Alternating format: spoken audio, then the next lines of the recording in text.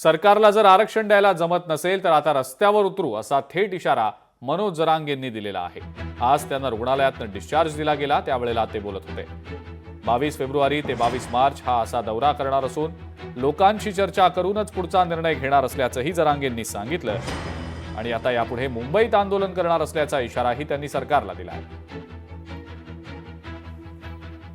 22 February ते 22 मार्चपर्यंत आपल्याला एकत्र गाठीभेटीचं नियोजन करायचं आहे। प्रत्येक गावातली अडीअडचण ही आम्हाला माहीत झाली पाहिजे, छत्रपती भवनला आपल्याला माहीत झाली पाहिजे आणि इथली माहिती थेट गावापर्यंत गेली पाहिजे। तर 1 महिन्याच्या काळात कसलंही काम असलं तरी प्रत्येक गावातला माणूस आता येऊ शकतो। एक दिवस जर राबविलं तर पुऱ्या राज्यातले येऊ शकत नाहीत आणि आले तर भेट होणार नाही। आता कुणी म्हणूही शकणार नाही मला टाईमच नाही मिळाला। 1 महिन्याच्या आत तुम्हाला केव्हा टाईम मिळू द्या, 22 फेब्रुवारीपासून ते 22 मार्चपर्यंत कधीही टाईम मिळू दे, कधी पण रात्री या दिवसा या कधी या, त्यावेळेस आपण ते 24 घंटे काम सुरू ठेवणार आहे 1 महिन्यासाठी।